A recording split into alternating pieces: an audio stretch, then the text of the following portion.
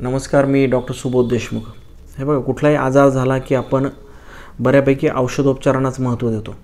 औषध उपचारांच्या व्यतिरिक्त अनेक मेडिकल टूल्स असे आहेत की ज्यांचा वापर खूप कमी झाला आहे, परंतु ते औषध उपचारापेक्षाही जास्त प्रभावी आहेत. असे मी तुम्हाला आता एक 7 ते 8 मेडिकल टूल्स सांगतो की जे अनेक आजारांवर रामबाण उपाय ठरू शकतात. सगळ्यात पहिलं महत्त्वाचं टूल आहे तर ते म्हणजे उपवास.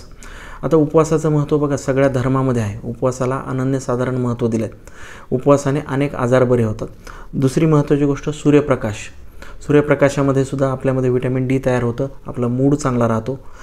तिसरी महत्त्वाची गोष्ट रात्रीची 7 तासाची शांत झोप की जी आपल्याला रिकव्हरी देते. चौथी महत्त्वाची गोष्ट म्हणजे निसर्गामध्ये जाणं की जे आपल्या डिप्रेशनपासून आपल्याला बाहेर काढू शकतं.